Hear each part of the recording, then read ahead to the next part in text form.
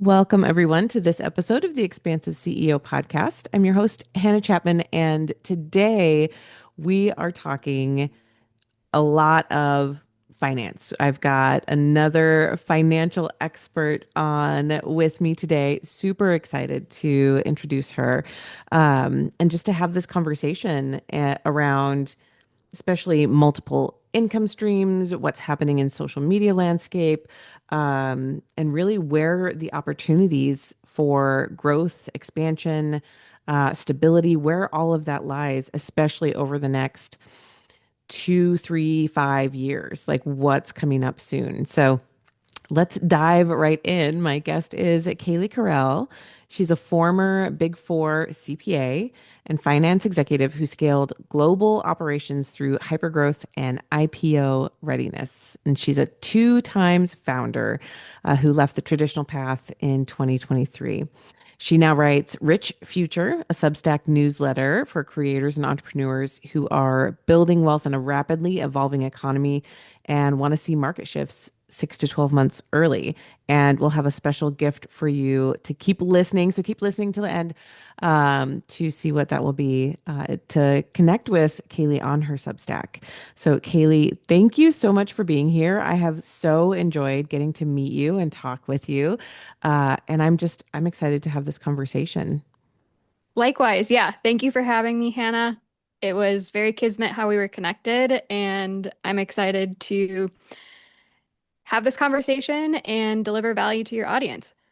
Yeah, well, coming from the CPA side and the former Big Four, um, or the Big Four CPA firms, right? Maybe you can touch on what that is for a moment too. But tell me a little bit. Let's give the listener a little bit of backstory on okay, where did you come from? Why does it matter? And what does that look like now?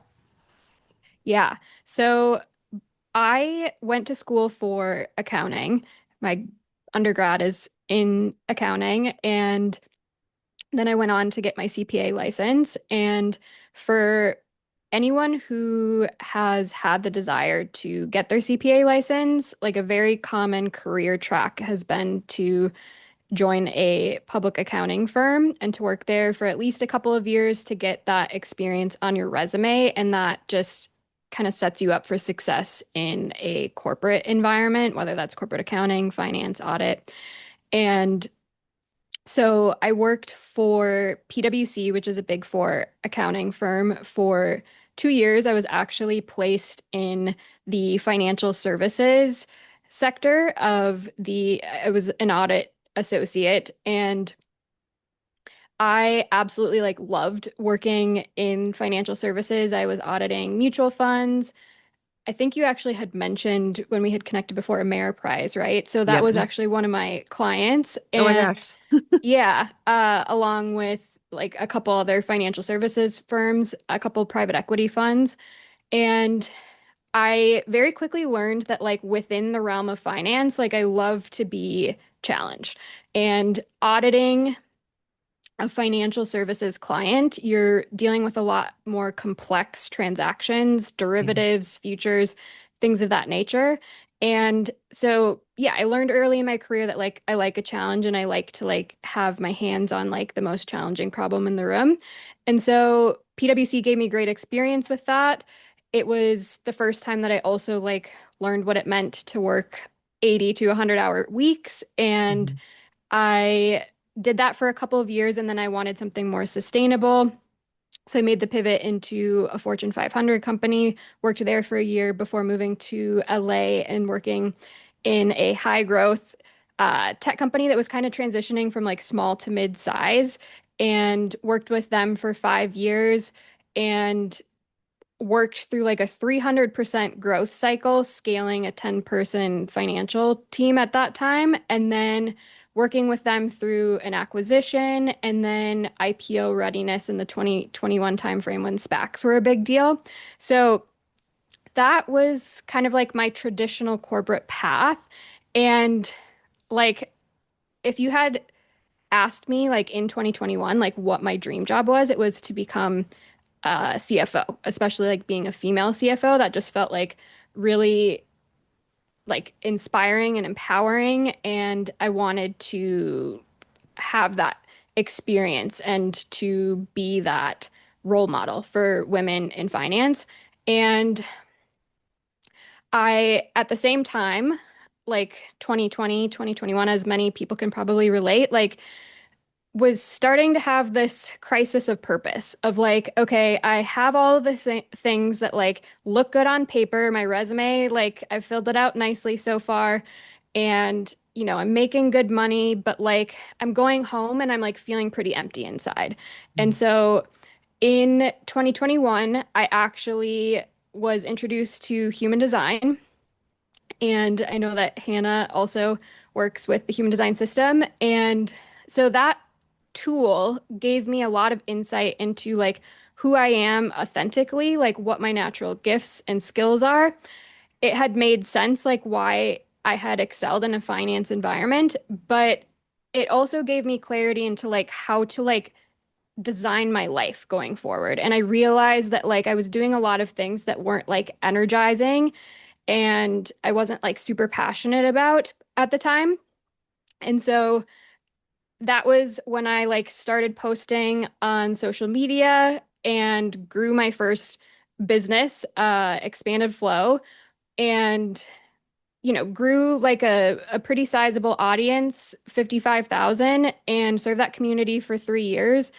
Um, which takes us kind of into like the last like 12 months where I through human design, learned about this thing called the 2027 shift and Mhm.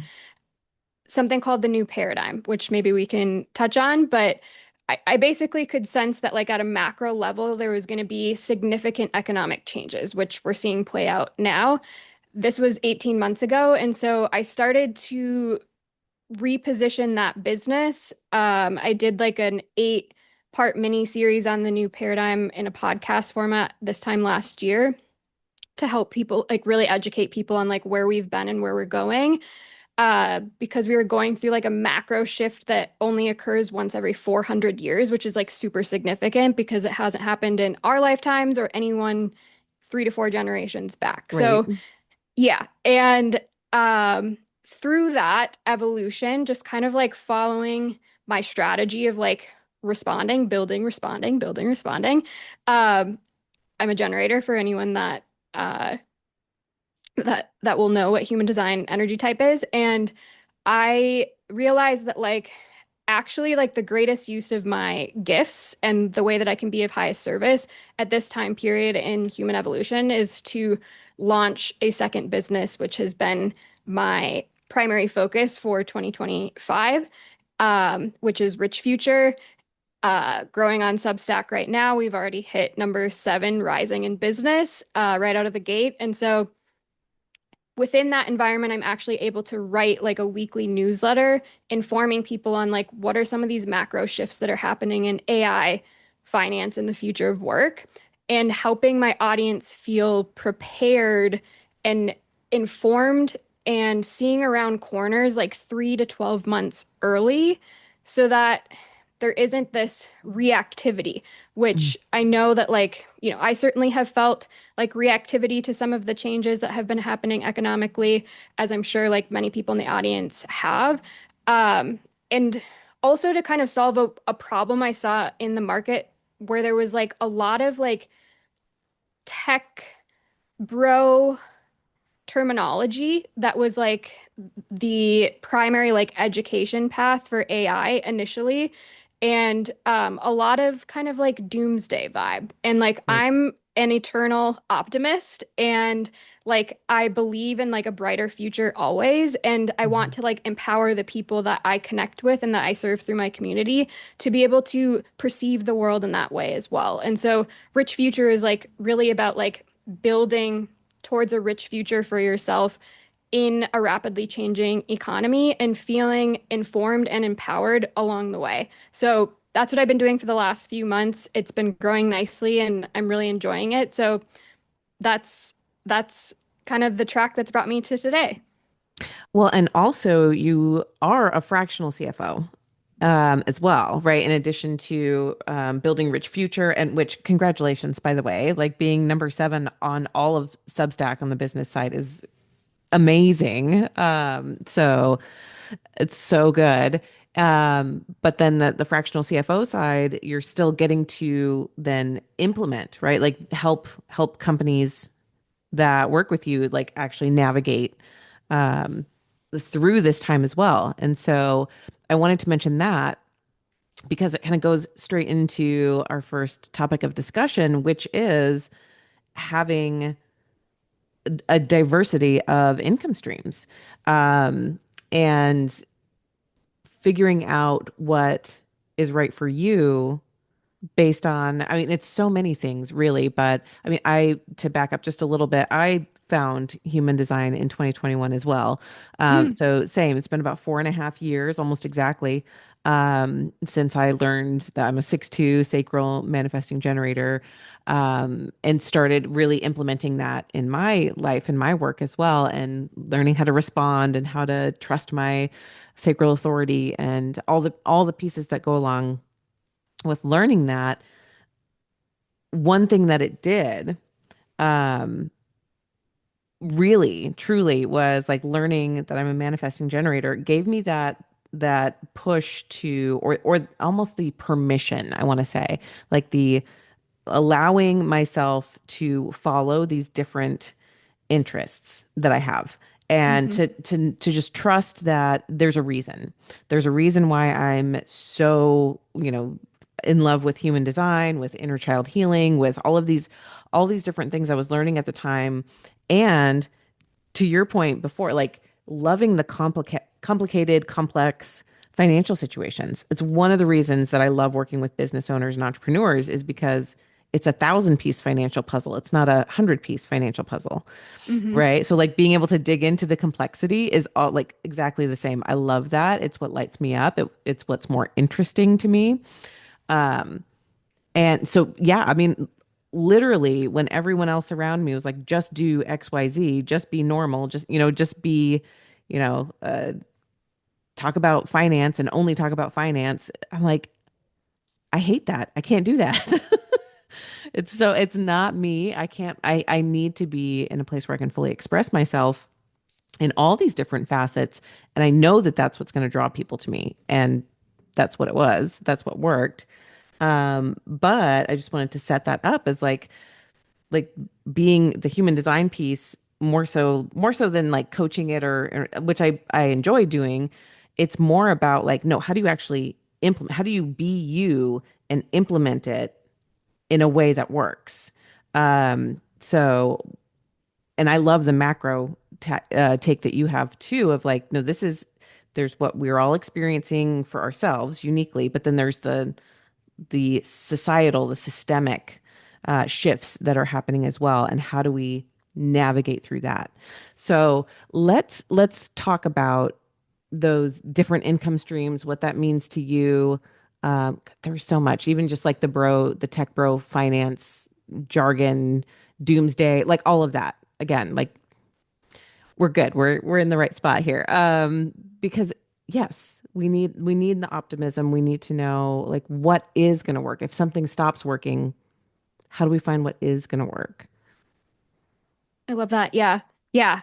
And so to add on to that, the thing that seems to be working right now is the the shift from thinking about our income as single source. And for the majority of the Western population, we've been conditioned to think of like income as a single source from an employer. So Hmm. that employer employee dynamic, which is also very much about trading time for money, Right. and there being an arbitrage on the labor that you're providing for the employer. And Ooh, say what that means for because arbitrage is such a good word. It's so important, but explain what that means in layman's terms. yes, so great question. The arbitrage you can think of as basically like the difference between like the value that you are providing to the employer and the value that they're paying you. Like, and you are like, in order for it to be profitable for the employer to employ you and to pay you a certain salary, if you are like a W-2 employee, you need to be providing more value to them so that they have a profit margin.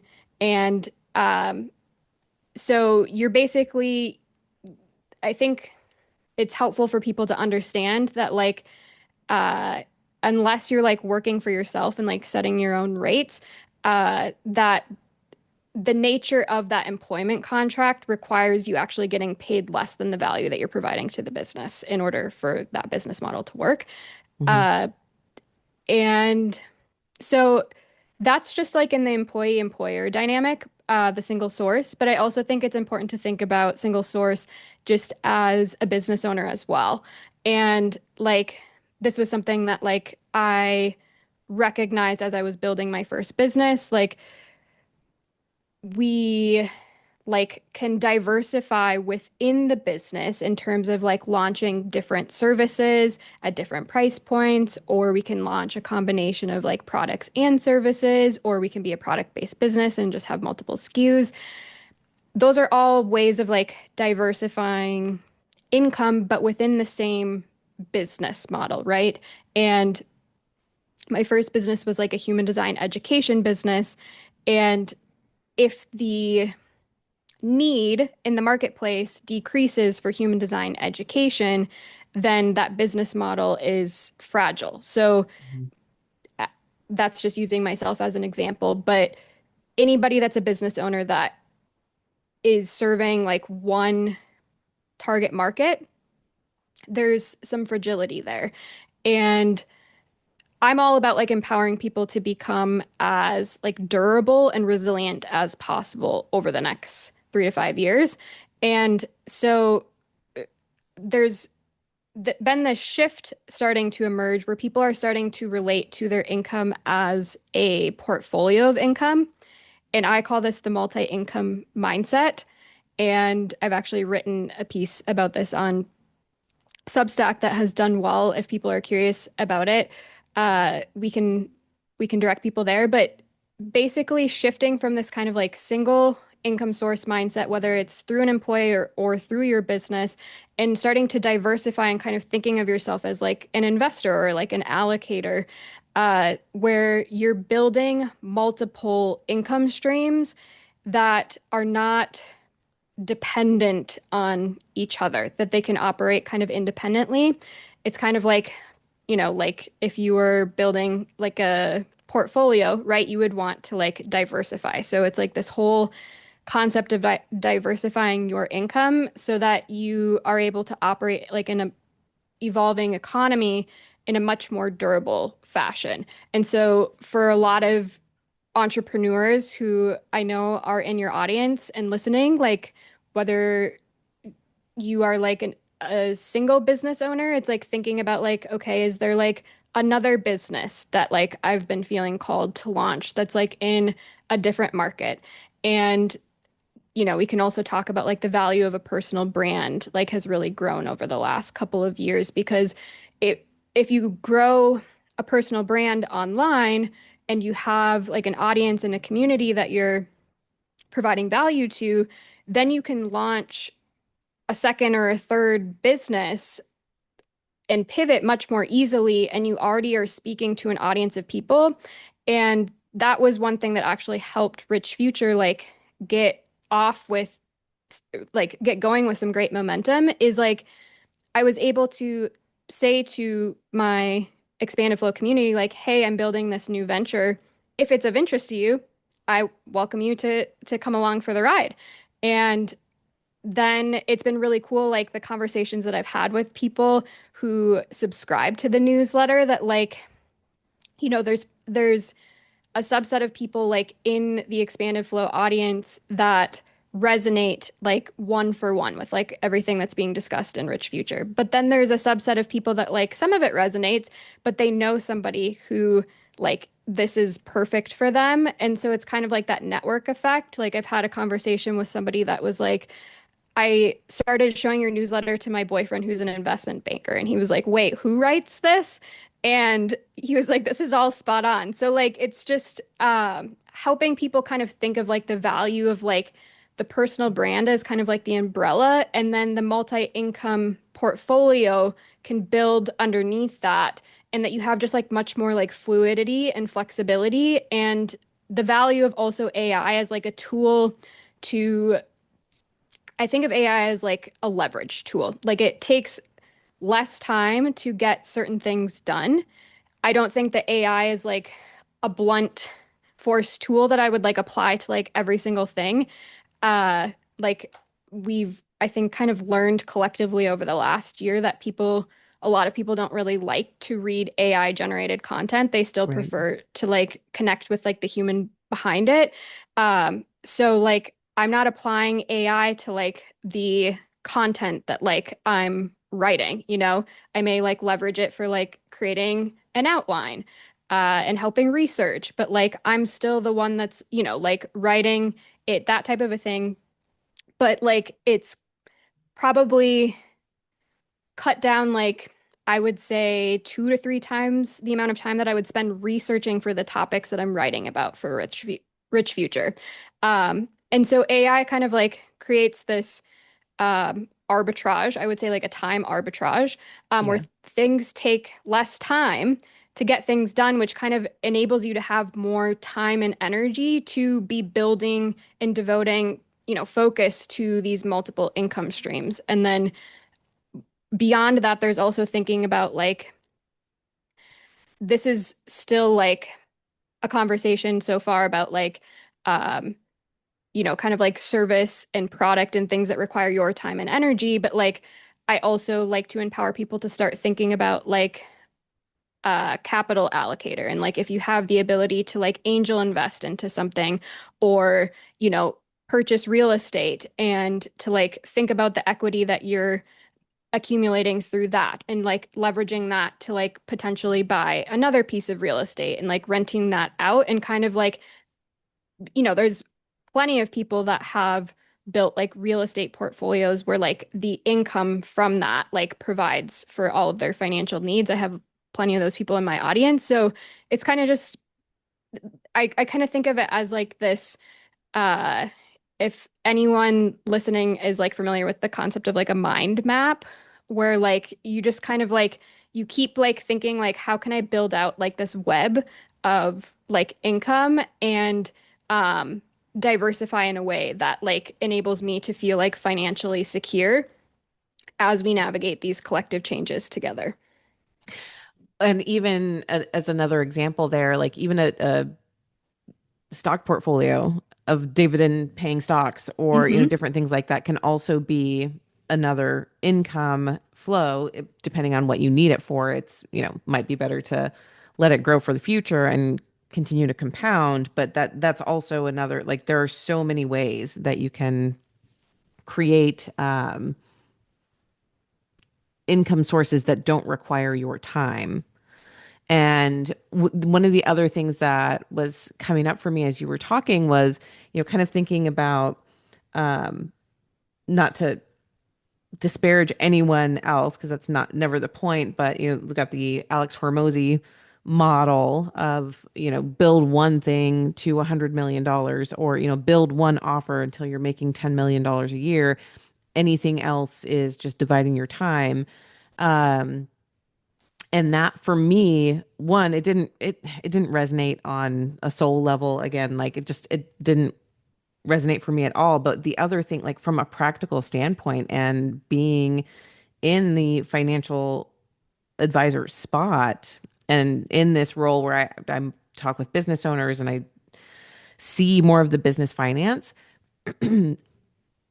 what I have seen in practice is that that can really backfire if you only have one offer, one main offer that you provide.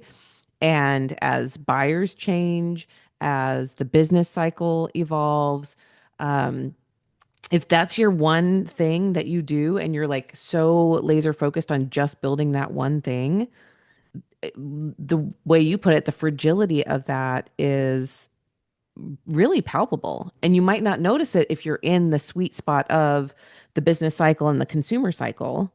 Hmm. But as soon as something shifts, right, that's where like, oh my God, everything just dried up immediately.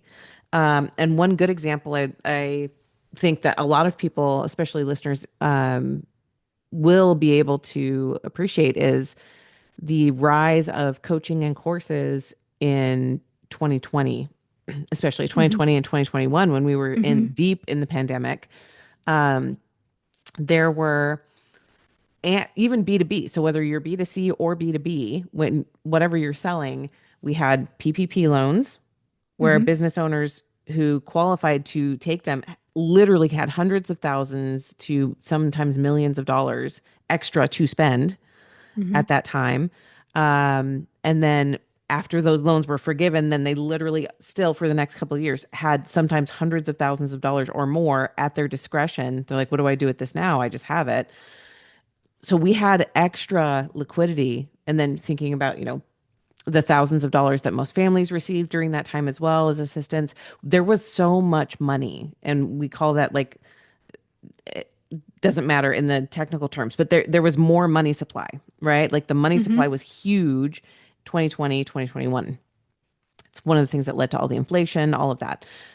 But it meant people had money to spend. And so there were so many coaches that came and started created courses. People in businesses are just throwing money at anything and everything.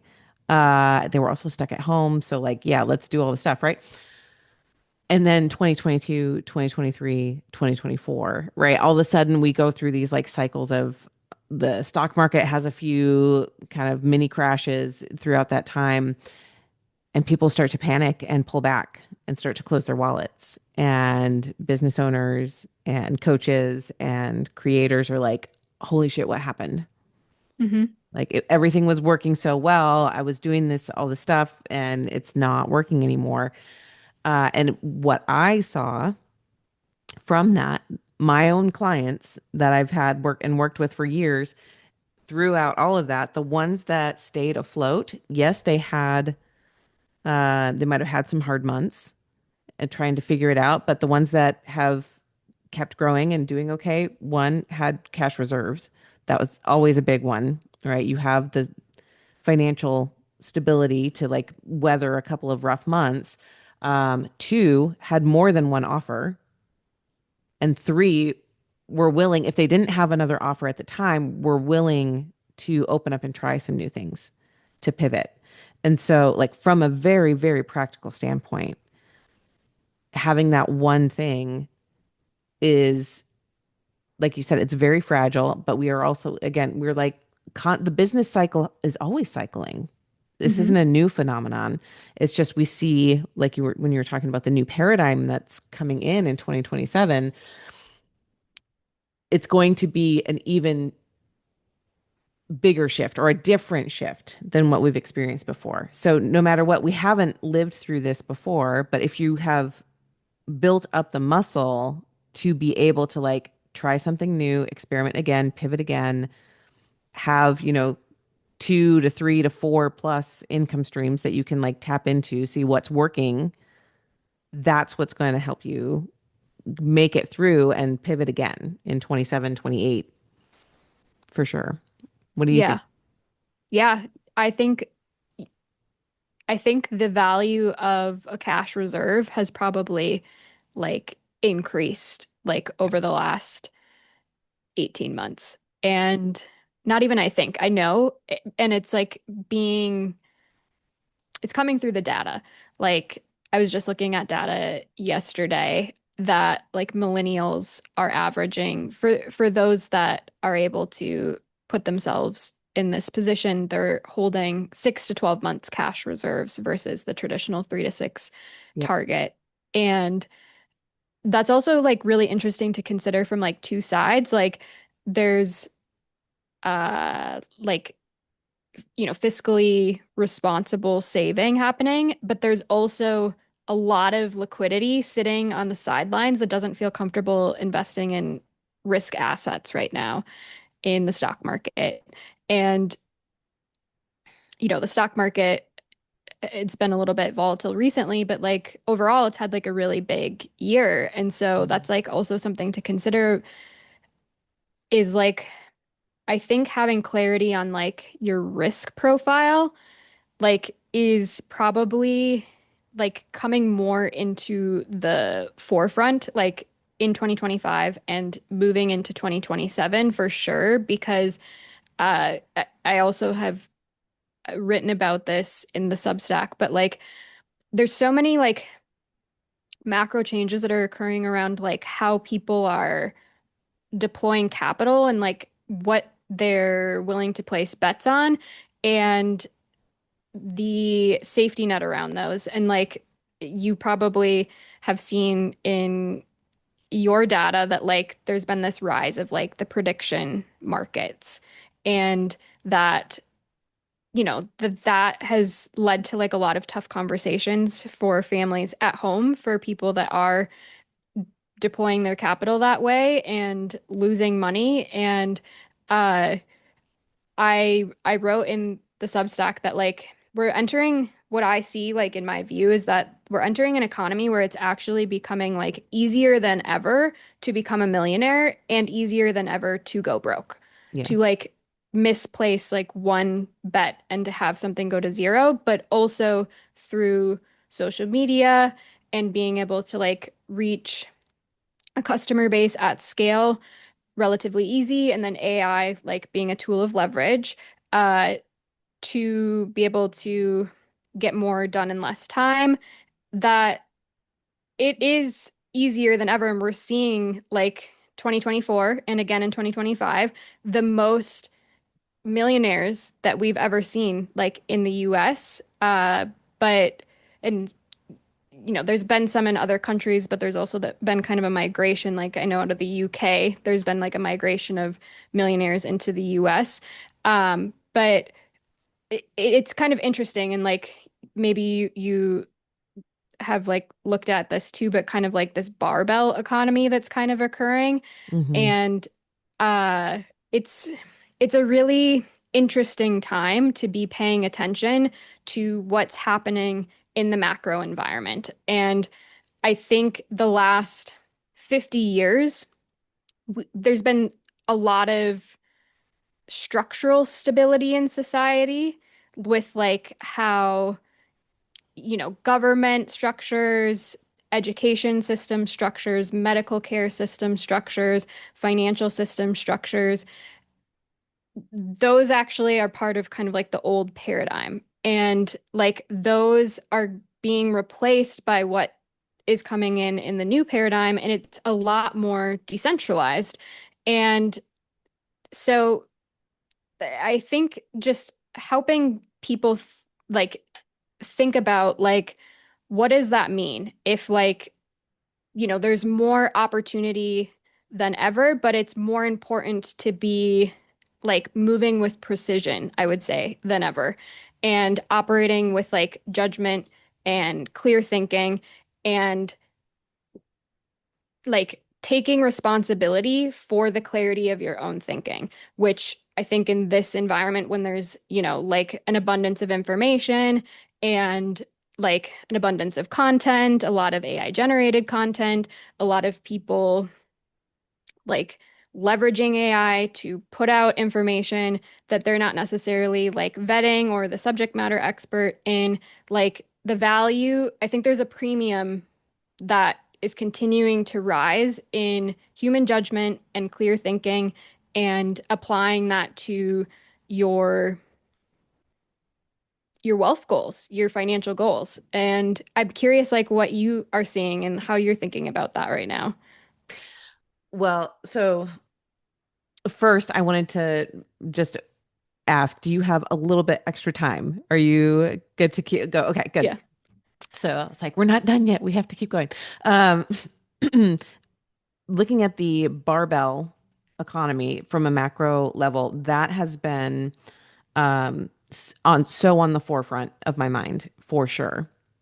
Because, like you said, there's so much opportunity. It's so um, compared to previous history. previous generations, it's easier than ever now to become a millionaire, just like you said.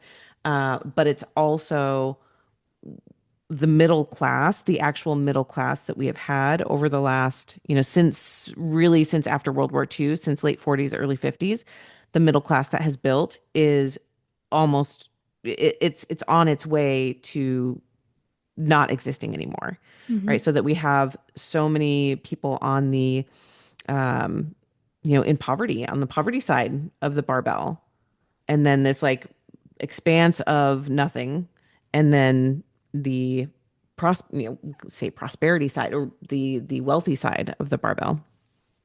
And so part of it is like what I'm seeing there is like how do we bridge that gap? How do we pull more people? How do we make it more even? Bring back opportunity in a lot of ways. Um, and this, what you're speaking to, is a big piece of it.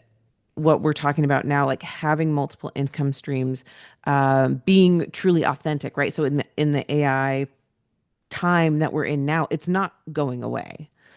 We are in the early stages of it. We talk about this a lot on Investment Friday episodes that like there's so much coming down the pipeline with AI, and we're so at the beginning stages. Hmm. But within that, human connection, human authenticity, being your true most your true most authentic self is what's going to help connect with people, and we're always going to need that. Humans are interdependent creatures, Hmm. and we need one another. And so if that's where, when we talk about where the opportunity lies, one in investment, absolutely. Like AI is still a really important place to stay invested. And to your point earlier, like all the gains we've had in the stock market, I think it's like maybe 80% this year has been from the seven biggest companies in the US, which are all making humongous investments into AI or AI chip making companies themselves, right? Like that's what is moving the economy this year in 2025. It's not likely to change that much over the next couple of years, but this aspect of being truly yourself, being true to your authentic expression of you, reaching the audience that is meant for you, that is where we see, and where I personally I have experienced the most growth and the most ease, and the most where things feel fun and easy, and like I have opportunity and I have time to like be in my creativity, is when I am focusing on the people who resonate with me the most, and not trying to focus on just getting any client from anywhere and being palatable to the masses. Hmm. So in that, and then there's definitely human design elements there that come in for me, that how do I be my most truly expressed self? Healing elements that come in, how to express myself, right? All of that comes into play. But then it also literally comes down to, what are the ways then that you can create income from that? What are your sources? So I want to share my different sources, and then I would love if you share your, like, how do you actually, like, you don't have to tell us how much you make, just what are the income streams that you're building right now? So for me, one is X squared, and within X squared, there's the investment management, which is recurring, which is stable. It moves up and down with the market, right? Which is fair. Um, but it is stable and it is recurring. And then there's the financial planning, which also, the way that I do it, has a new client piece and a recurring piece. So that also can add to my recurring income. Um, and then when I get a new client, right, there's a new client initial client fee that comes with that. So I have more income diversification, even just within my financial planning practice, than most financial advisors do. And then on the expansive CEO side, I have courses that people can just buy. off the website. So that one is one that I want to build up more so that it does more on its own, because then that doesn't I'm not trading my time. Um, and people can do that at their own pleasure, own leisure. And then there's coaching, like straight up business coaching that I do through Expansive CEO as well. And so there's those several pieces. And then within my family, if we open it up even more, my husband has a W-2 job, and he's also done a good bit of consulting this year as well. And so he's had a few different income streams also. So in our little household, there's like 5 to 7 income streams at any given time. And that's really really important. Yeah, yeah. And it's interesting to consider like that this is already happening and like the diversification is only probably going to increase further. And I think AI actually becomes a tool in that because you can think of, and technology in general, like thinking about like how can you set up more like passive income sources for yourself on top Right. of that. And so to to answer your question, like I set up Expanded Flow, my first business, to run passively right now. So there's a course and there's a digital product. There's still traffic going to that. So I still generate revenue through that. Uh, I do fractional CFO work. I've been able to replace my income in a 9 to 5 environment, working 15 to 20 hours a week. And I have revenue coming in through Rich Future, there's both like a free and a paid subscriber tier. There's also a tier for those that want to be part of like an intimate founder dinner that our first one will be in the spring of this year in Scottsdale. And that's a revenue source as well. And then as we hit the next level of scale, we're very close right now, with the subscriber base of Rich Future, we're going to layer in partnerships, brand partnerships that are like really aligned with the brand. Because for anybody that subscribes, you'll see that I'm naturally talking about these new companies, these growing companies, and tools that I'm using to like manage my own wealth journey. And so that, and then once that hits a certain level of scale, then it's bringing in a podcast, and then that will have like its own sponsorship pipeline. So I am somebody who likes to think in decades in terms of like how I'm building my wealth. Like I still consider my first business to be an asset. There's a lot of IP in it as well. There's a lot of trademarks. And, it's something that potentially I could license or sell at some point as well. Um, and thinking about building this media brand with Rich Future in a similar way. And I would also like, because this is something that I've shifted myself this year, I've become like more of an active investor. And that like includes like trading stocks in my brokerage account like a few times a month when I'm sure that I'm gonna be able to capture a return, learning about that. That's kind of where that experience that I was speaking about at the beginning of the podcast, like I just have an affinity for financial instruments and understanding those. And I would actually say that this is something that I see becoming more of a like career path for people in 2026 and beyond, as people becoming uh more active traders and like actually seeing that as like a viable career path for themselves. And the reason why is because it's kind of twofold. One, the technology is evolving in that direction. I'm not sure how familiar you are with the company Robinhood, Hmm. um, but they have like expanded their service offerings. Are now like offering banking services to their clients. They have like, a credit card. They started off as like this like meme coin crypto branded thing, and they've really rebranded themselves in 2025. I write about them a little bit in Rich Future because I've been really impressed with the CEO Vlad's like execution. I think he's very visionary, innovative, and now they're bringing like tokenized assets like onto the platform, and they're kind of pioneering that. And I think that that's going to be like a very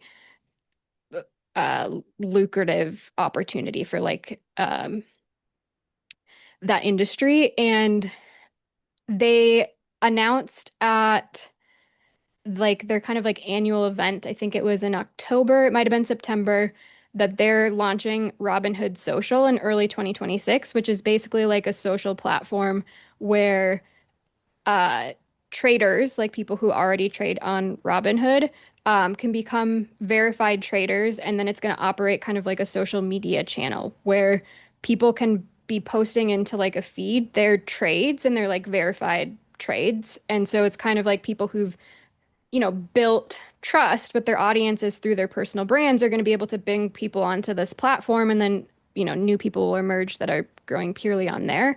Um, and because this is interesting to me because of what we were just speaking about with the barbell economy, right?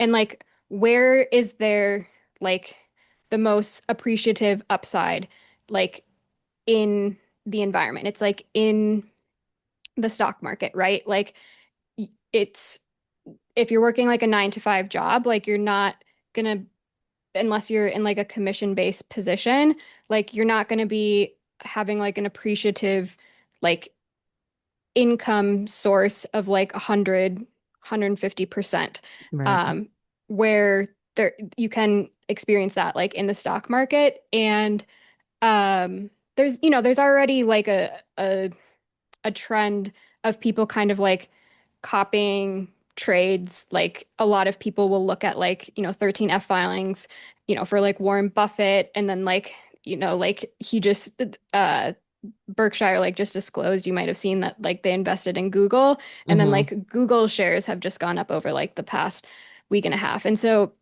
this is like something that I actually see as like going to become more of a mainstay in our economy at more of like an individual level. And because of this barbell economy and like a lot of these like junior level positions um, softening in the labor market for now, I'm not entirely convinced that there isn't going to be like new forms of like entry level positions. I think it's just like this transition period we're in with AI. But in any case, people are going to see like, oh, like there's a lot of upside in the stock market, and how can I bring my risk profile down?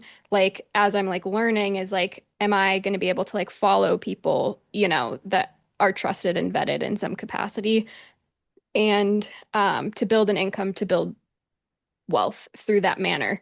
And so I just think that we're like moving into kind of like uncharted territory that Hmm. I perceive to be very exciting. And like I said, like my whole worldview is always like get to the place of feeling like grounded optimism about the future, because I do believe that like empowering ourselves as individuals to like be the change that we want to see in the world, that might sound cliche, but like we actually are seeing that play out by like all of these different companies and like these new people that are becoming millionaires, and then like choosing to do things in the world like with their wealth to like continue building new infrastructure that's going to enable humanity to thrive in like a way that we really haven't seen before. So, yeah, I'll pause there. There is always going to be an appetite for different ways of engaging in whether it's the stock market or the real estate market or um, you know creating your own resources in different ways. And so just to know that there are these tools, that there are these opportunities, and the grounded optimism of things are always changing. We don't even know. Like, we don't know. A social media manager wasn't a thing in 2000, right? Like, Hmm. grads, like I graduated high school in '02, I graduated college in 2006. That wasn't a job that existed. And now my 10-year-old is like, I want to be a YouTuber. Like, okay, like that didn't exist before. And so we don't even know what in 2030, in 2035, in 2040, what additional ways will even be a thing for people to connect with each other, for ways for you to create income.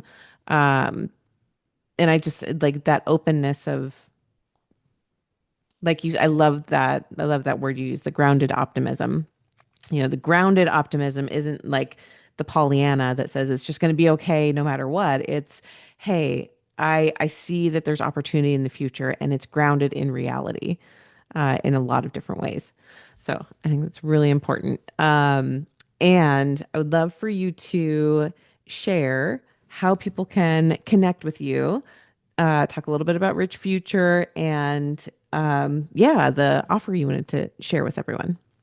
Yeah, I've really enjoyed this conversation today. So I am excited to connect with your audience further. And the way that you can connect with me is through Substack, would probably be the primary outlet. You can subscribe to Rich Future. We'll link it in the show notes, but you can also go to richfuturemedia.com and it will redirect you there and you can subscribe. We have like a free subscriber tier and you get like the Sunday weekly brief, which a lot of people have said is like kind of like their Sunday ritual at this point. And then there's like a paid tier for people that want like deeper dive analyses that includes like the full deep dive into like the multi-income mindset. I've written about like the stable coins as kind of like a bridge to the future of money because there's a lot changing with just like the nature of fiat currency itself. And again, educating people in a way that like you don't need to be a financial expert to be able to learn about these things. And yeah, then I also have like success playbooks that I like to walk through, like how different founders are actually building wealth in this economy. So it's kind of speaking into like that, like who is building wealth and then what are they doing with that? And like, how are they navigating this time and doing so successfully? So that's all within Rich Future. And you can connect with me. You can also follow me on Substack. I love that there's kind of like a follow feature that's similar to like Threads or X.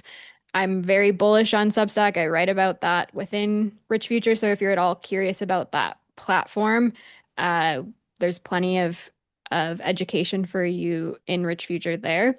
And then I I'm not super active on Instagram right now or LinkedIn, but you can connect with me like in either capacity there. We'll link that like in the show notes as well. And then for your audience that like wants to join the Rich Future community and subscribe to the Substack, we are offering 1 month free of that paid subscription if you want to experience the all the benefits of that, which include the deep dives that I've spoken to. There's a few more. I've done some Q&As with the community as well, kind of guiding people on like how I've been thinking about like repositioning my own portfolio over the last 12 months, uh, the value of a digital product in 2025, like as AI has disrupted a lot of these business models that we have been speaking to throughout this conversation, whether that's coaching, digital products, courses. And yeah, so like I said, I really appreciate this conversation. It's been really enjoyable to speak with somebody that both like is a financial expert, but also like is somebody that connects to that like authenticity piece and like being in your gifts and doing that like consciously and intentionally, like in an environment where it's so needed right now. So it's been a pleasure to connect with you. And yeah, Well, thank you so much, Kaylee. It's been for me too. It's a pleasure to talk with you and to get to know you better. And you can use that code Expansive CEO for that free month on Substack.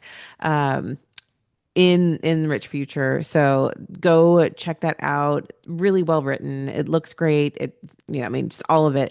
You're doing truly, it's like a beautiful job with that and really um communicating right in a way with people that they can understand. Again, I love the non-doomsday piece of it. So important right now to be connecting with people in the financial space who are not preaching the doomsday, because usually that means they're trying to profit off of something, profit off of your fear in some way, shape, or form. um, and while there's things that we can be aware of, I don't believe that we're in for complete and total nuclear collapse of the financial markets. Um, in which case we have other things to deal with. So always my position. So I always appreciate and love to support other platforms who are doing the same, looking at the situation optimistically. What are the things that we can do now versus just being afraid of everything? It's such an important place to be. So thank you, Kaylee, for being here. Really appreciate it. And yeah, I can't wait for other people to experience all of your wisdom as well. Thank you, Hannah. That's it for this episode. Thanks for listening, and be sure to like and subscribe. And again, if anything resonated with you from this episode, I would love to hear from you. Email me at Hannah, HANNAH, at expansiveceo.com and tell me about it. And if you're ready for your greatest expansion, you can find ways to work with me at expansiveceo.com and at x2wealthplanning.com. That's X, the numeral 2, wealthplanning.com. So until next time, remember that there is enough, you are enough, and your birthright in this lifetime is to be expansive.